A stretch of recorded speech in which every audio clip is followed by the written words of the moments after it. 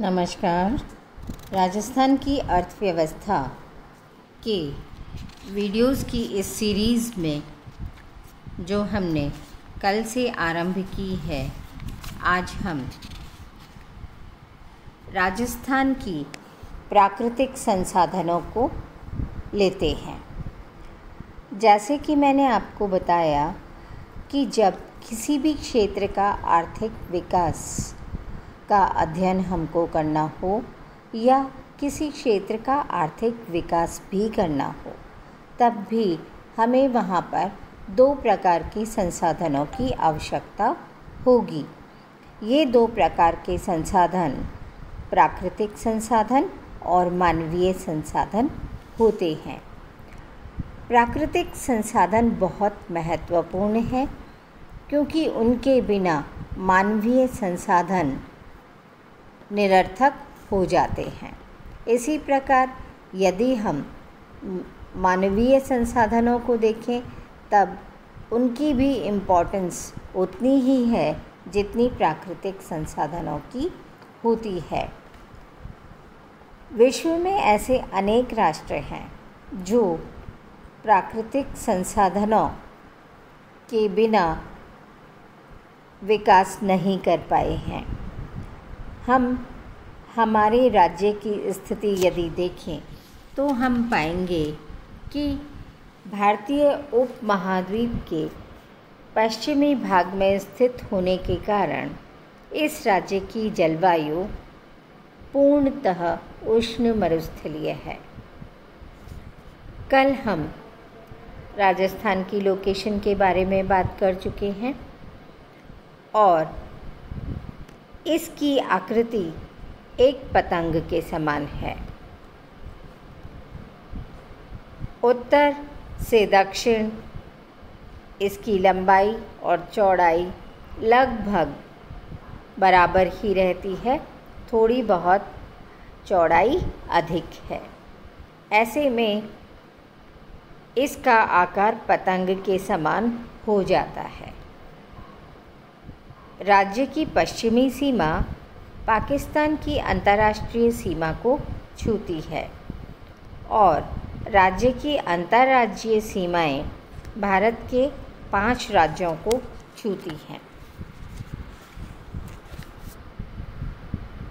एक ओर उत्तर में पंजाब से, उत्तर पूर्व में हरियाणा से, पूर्वी सीमा उत्तर प्रदेश से, दक्षिण पूर्वी व दक्षिणी सीमा मध्य प्रदेश से तथा दक्षिण पश्चिम सीमा गुजरात से जुड़ी हुई है।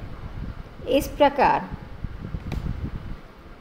ये 5 राज्यों को हमारे राजस्थान की सीमा छूती है। इतना बड़ा राज्य जो कि देश का 10% कुल भूभाग रखता है, बहुत बड़ा राज्य, इसके क्षेत्रफल की दृष्टि से यदि हम देखें तो ये केवल भारत में प्रथम है, यही इसकी विशेषता नहीं है, बल्कि इसकी विशेषता यह भी है कि राजस्थान इंग्लैंड का 2.5 गुना है, जापान का 8 गुना है, इज़राइल का 17 गुना है। इतना बड़ा भूभाग है हमारा। तो इतने बड़े भूभाग जो कि कई देशों से बड़ा है, अकेला एक लोकसभा क्षेत्र जो जैसलमेर लोकसभा क्षेत्र है, बाड़मेर और जैसलमेर दोनों ज़िलों को कवर करता है। ये अकेला लोकसभा क्षेत्र इसी देश के केरल राज्य जितना बड़ा हो जाता है।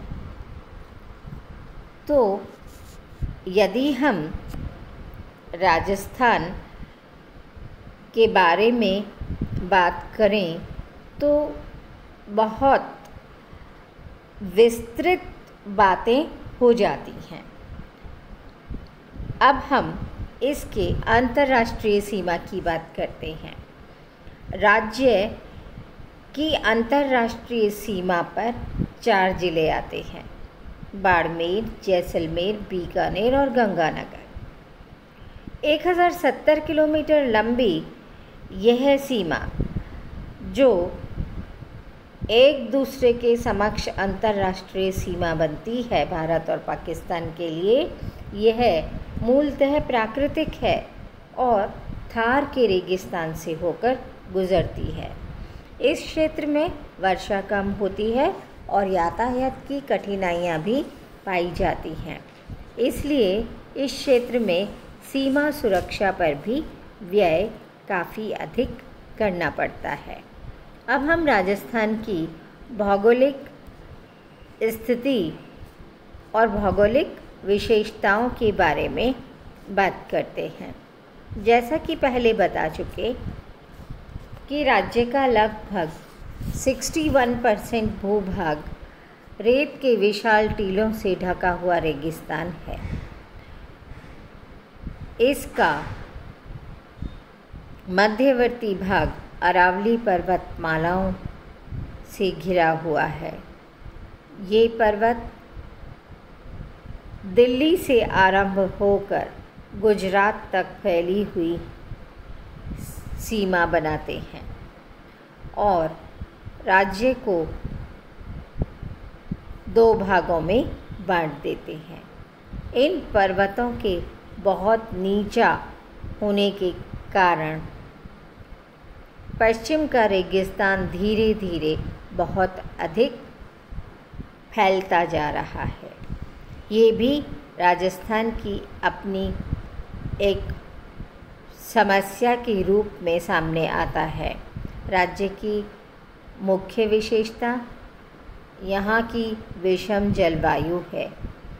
एक ओर पश्चिम व उत्तर मरुस्थलीय प्रदेश में गर्मियों में बहुत ऊंचे तापमान रहते हैं। 48 से 50 डिग्री तक के तापमान पहुंच जाते हैं। सर्दियों में इन्हीं क्षेत्रों में तापमान की भारी गिरावट रहती है। -3 सेल्सियस तक तापमान गिर जाता है। इन क्षेत्रों में जलवायु शुष्क बनी रहती है और वनस्पति कम उत्पन्न होती है। इसका मुख्य कारण है कि वार्षिक वर्षा का औसत 50 सेंटीमीटर से भी कम है।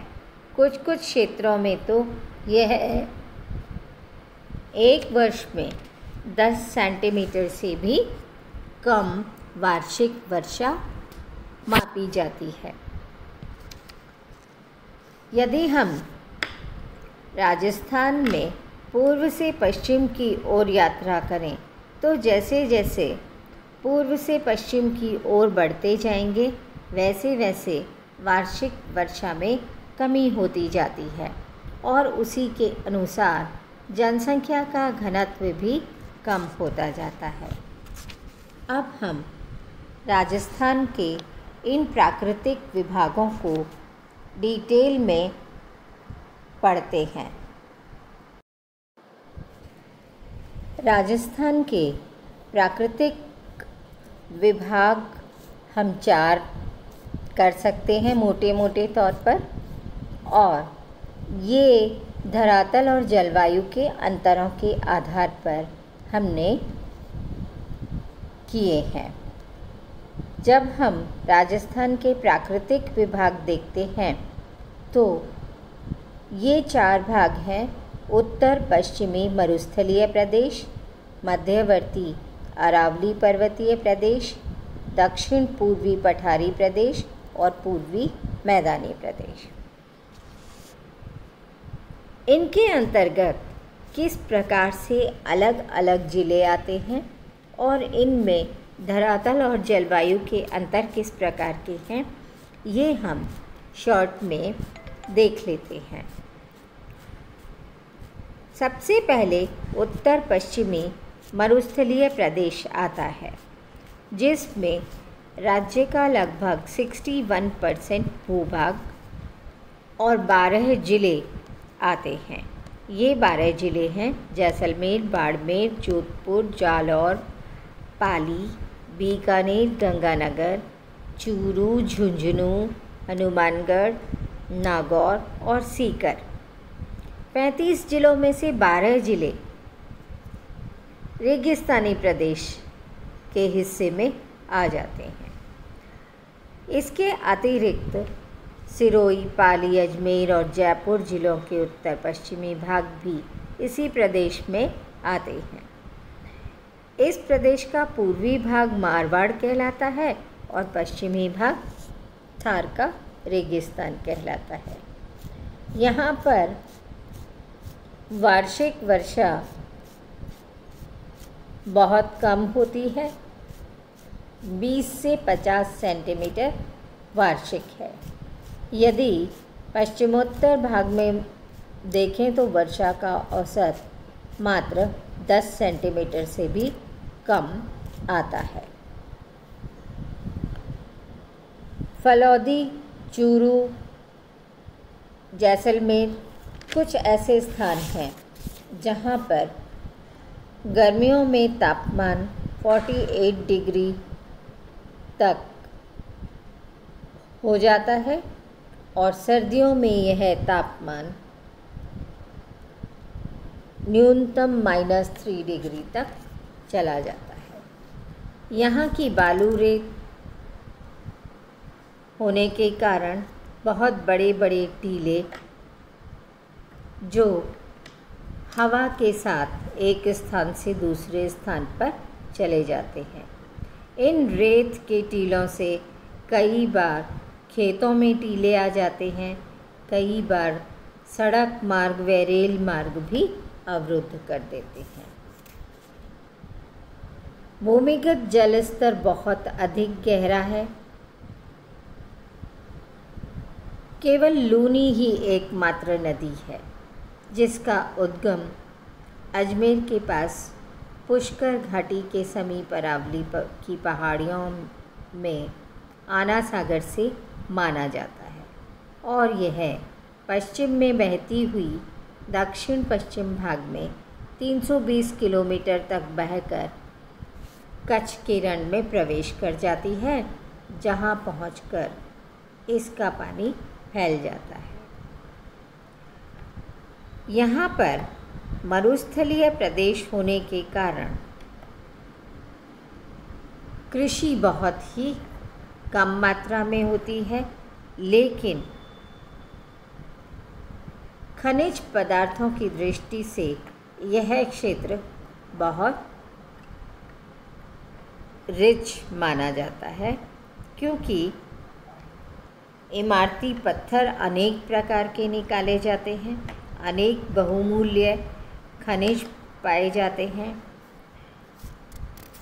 नागौर ज़िले में टंगस्टन नामक धातु निकलती है, जो भारत में एकमात्र इसी स्थान से प्राप्त होती है। पूरे भारत का सर्वाधिक जिप्सम और अभ्रक इन्हीं क्षेत्रों में प्राप्त होता है।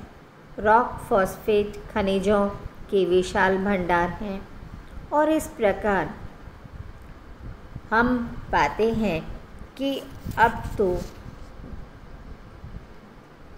यहाँ पर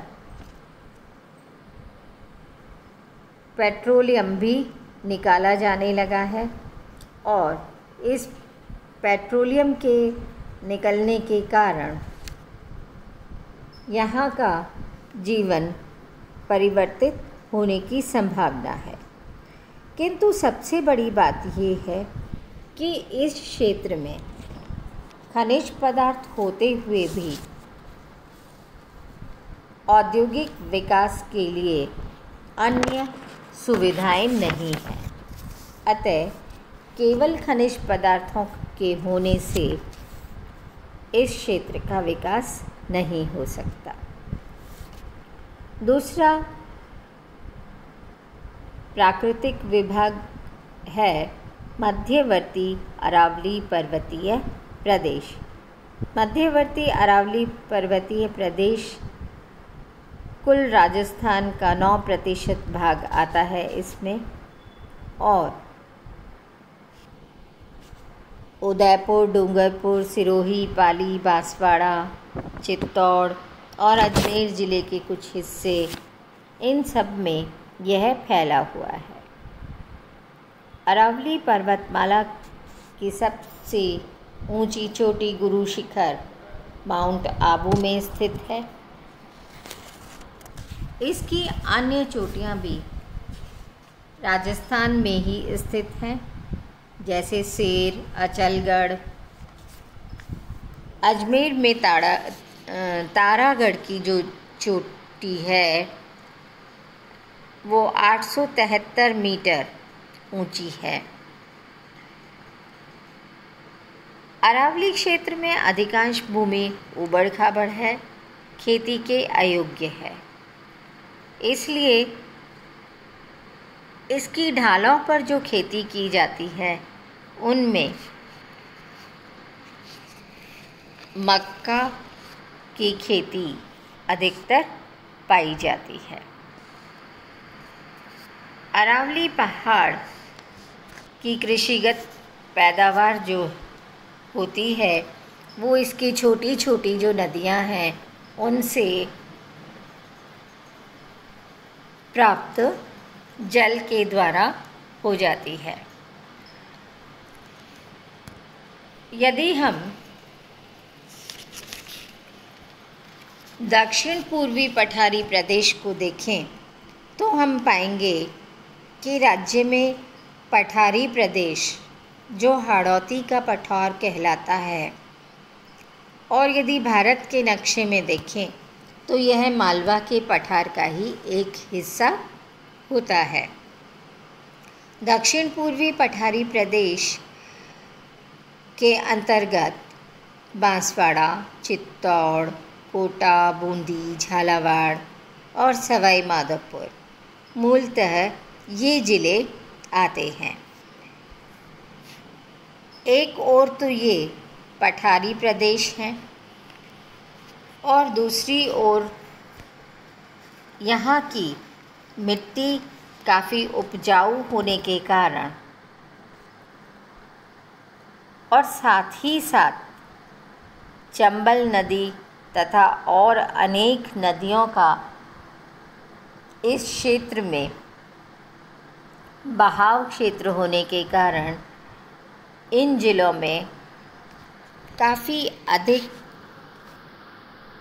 खेती होती है।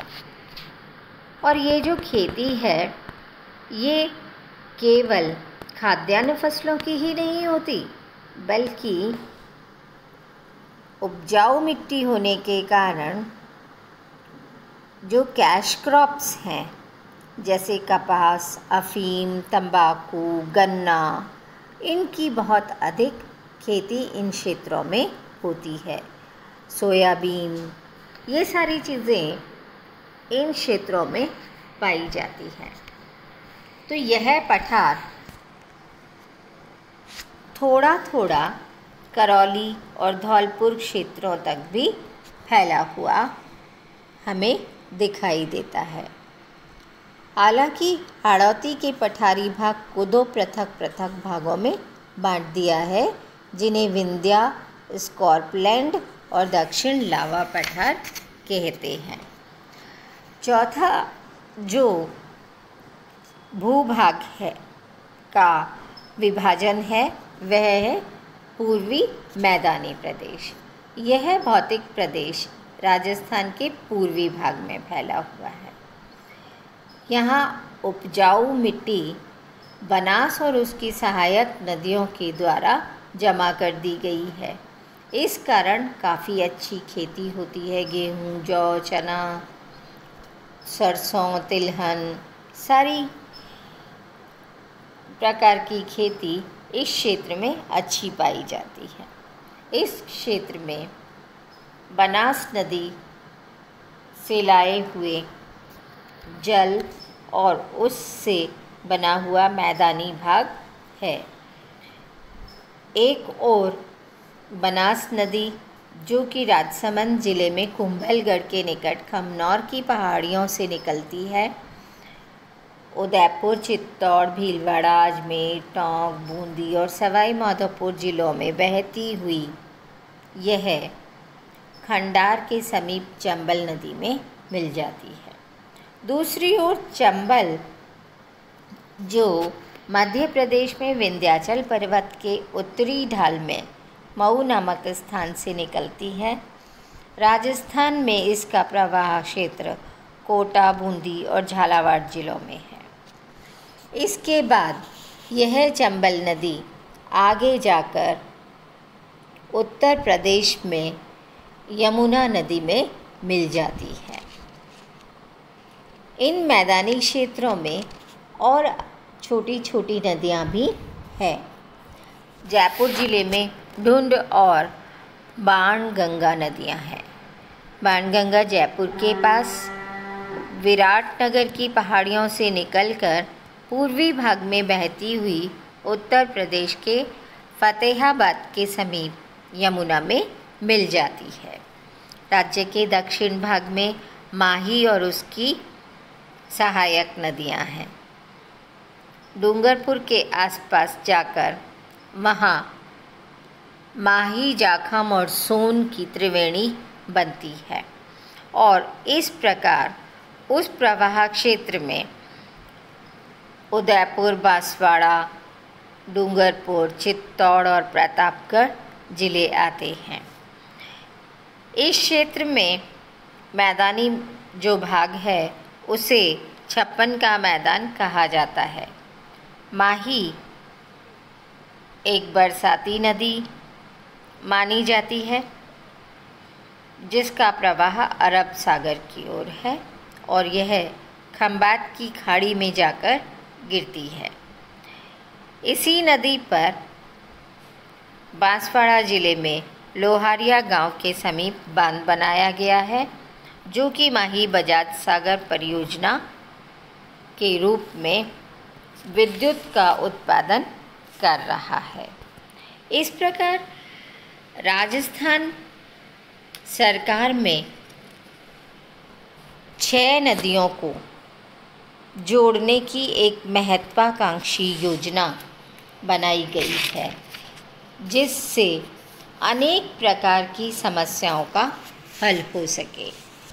यदि हम राजस्थान की झीलों को देखें तो 2 प्रकार की झीलें राजस्थान में हैं। एक तो खारे पानी की झीलें हैं जिनसे नमक का उत्पादन होता है। सांभर झील और पंचभद्रा या पचपदरा झील 2 झीलें हैं।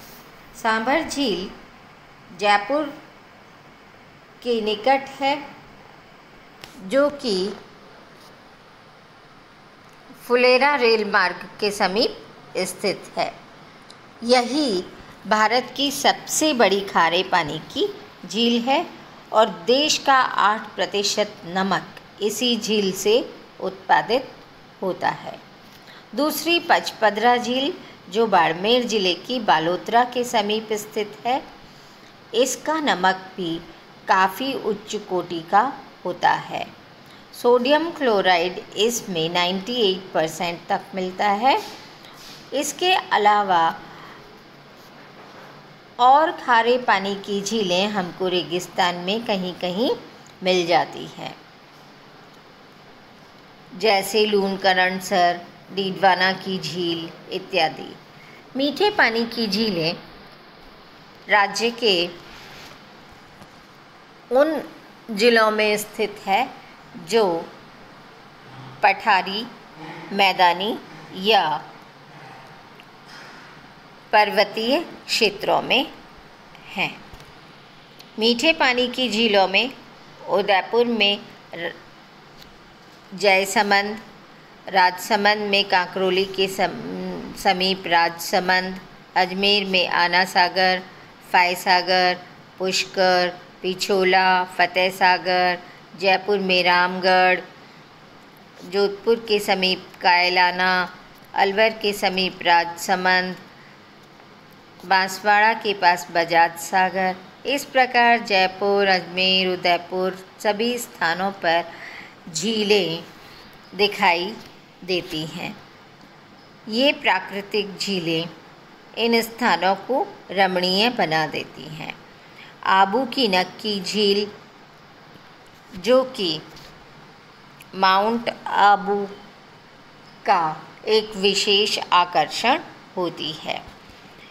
हम जलवायु की दृष्टि से यदि राजस्थान को बांटें तो एक इतना बड़ा राज्य जलवायु की दृष्टि से 5 भागों में बांटा जा सकता है।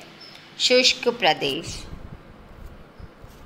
शुष्क प्रदेश के अंतर्गत वो सारे स्थान आते हैं जो कि जिनका तापमान 34 डिग्री सेल्सियस और जिनका न्यूनतम तापमान गर्मियों में 34 डिग्री सेल्सियस और सर्दियों में 12 डिग्री सेल्सियस रहता हो, उन्हें हम शुष्क प्रदेश की श्रेणी में रखते हैं। अर्धशुष्क प्रदेश, जिनमें वर्षा 25 से 50 सेंटीमीटर तक वार्षिक हो जाती हो। शुष्क प्रदेश में यह वर्षा मात्र 5 से 25 सेंटीमीटर तक होती है। अर्धशुष्क प्रदेश में 25 से 50 सेंटीमीटर तक होती है। उप आर्द्र प्रदेश में 50 से 80 सेंटीमीटर तक वर्षा का औसत रहता है और आर्द्र क्षेत्रों में वर्षा का औसत 80 सेंटीमीटर वार्षिक तक रहता है। अति आर्द्र जलवायु में राज्य के केवल दक्षिणी पूर्वी भाग के जिले आते हैं, जैसे कि झालावाड़, बांसवाड़ा इत्यादि। यदि हम मिट्टियों की दृष्टि से देखें तो हम पाएंगे कि राज्य में 8 प्रकार की मिट्टियाँ पाई जाती हैं।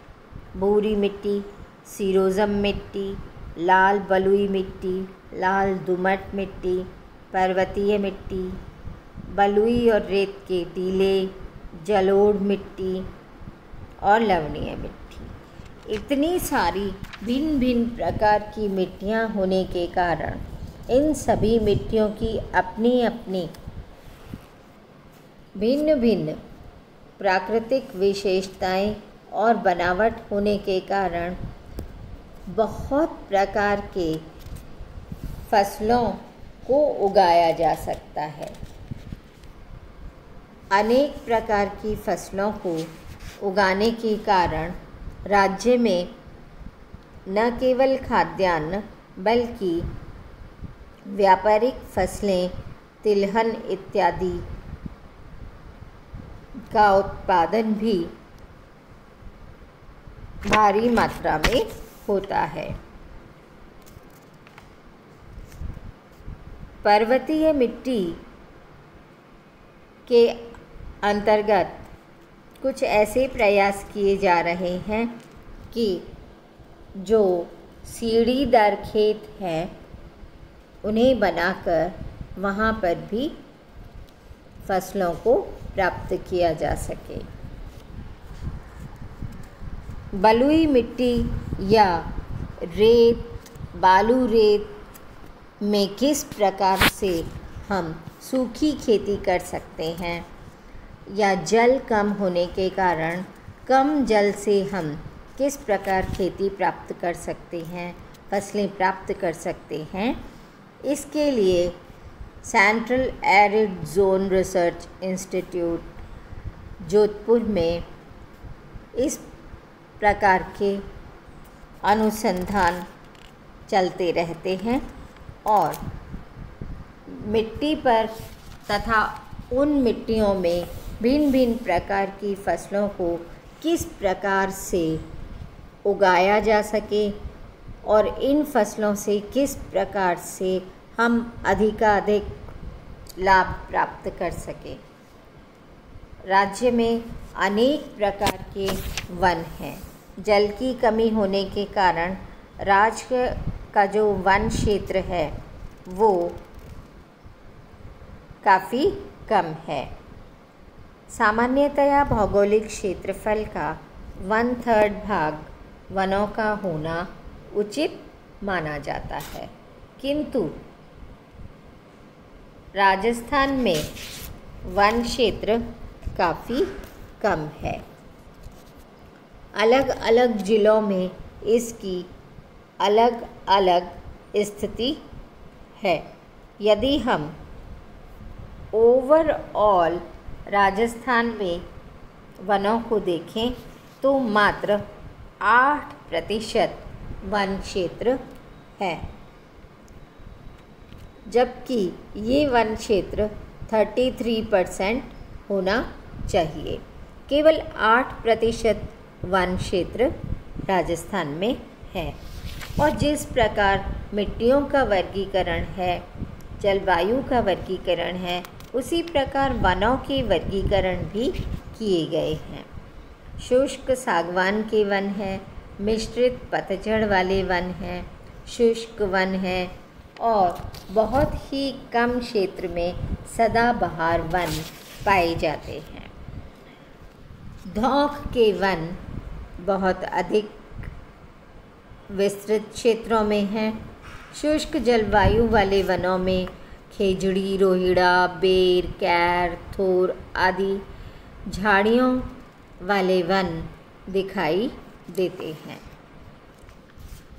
इस प्रकार राज्य का कुल वन क्षेत्र काफ़ी कम है। वनों के विकास के लिए अनेक सरकारी कार्यक्रम बनाए जा रहे हैं, जिनमें कुछ इस प्रकार के वन संरक्षित किए जा रहे हैं ताकि वन्य जीवों का भी संरक्षण संभव हो सके। इस वन्य जीव सुरक्षा कार्यक्रम के अंतर्गत राज्य में कुछ महत्वपूर्ण परियोजनाएं चल रही हैं। 3 राष्ट्रीय पार्कों व 1 राष्ट्रीय मरु उद्यान बनाया गया है। रणथंभौर नेशनल पार्क, जो कि शेरों की भूमि भी कहा जाता है, यह बाघ के लिए अभयारण्य है। केवलादेव घना नेशनल पार्क भरतपुर, यह पक्षियों के लिए नीलगाय, चीतल, सांभर, हिरण इत्यादि की धरोहर की रक्षा के लिए बनाया गया है। मुकुंदरा हिल राष्ट्रीय उद्यान, जो कि दरा क्षेत्र में बनाया गया है, कोटा और झालावाड़ के मध्य यह राष्ट्रीय बाघ अभयारण्य बना है। राष्ट्रीय मरु उद्यान जैसलमेर, जो कि डेजर्ट सेंचुरी है, इसमें मुर्गा, सारस, बस्टर्ड, गरुड़, बाज आदि पाए जाते हैं। और ग्रेट इंडियन बस्टर्ड गोंडावन पक्षी की रक्षार्थ इस सेंचुरी में बहुत काम हो रहा है। कुछ वन्य जीव अभयारण्य, जिनमें टाइगर प्रोजेक्ट सरिस्का, कुंभलगढ़, सीता माता प्रतापगढ़ में है, कैला देवी करौली में, टाड़गढ़ रवाली, अजमेर, फुलवारी कीनाल उदयपुर, भैंसरोडगढ़ चित्तौड़गढ़ में स्थित हैं। इस प्रकार कुल राज्य में 3 राष्ट्रीय पार्क, 1 राष्ट्रीय मरु उद्यान, 26 अभयारण्य और 33 बंद वन्य जीव क्षेत्र बनाए हुए हैं। इन सब से न केवल वनों की सुरक्षा बल्कि वन्य जीवों की सुरक्षा के साथ साथ जो सबसे बड़ा उद्देश्य प्रकृति कि पारिस्थितिकी संतुलन का पूरा होता है, अर्थात एनवायरनमेंटल पॉल्यूशन जो हो चुका है, जो इम्बैलेंस हो चुका है एनवायरनमेंट का, वह इससे धीरे धीरे ठीक हो सकता है। ऐसे प्रयास किए जा रहे हैं ताकि इन क्षेत्रों में वनों को काटना, वन्य जीवों का शिकार करना, ये सब कुछ बंद हो जाए और प्रकृति की सुंदरता के साथ साथ मनुष्य प्रकृति को पुनः संतुलित करने के प्रयास भी कर सके। राजस्थान के प्राकृतिक संसाधनों का यह पहला भाग आज इस वीडियो में पूरा होता है। दूसरे भाग के साथ हम फिर आपसे मिलेंगे। धन्यवाद।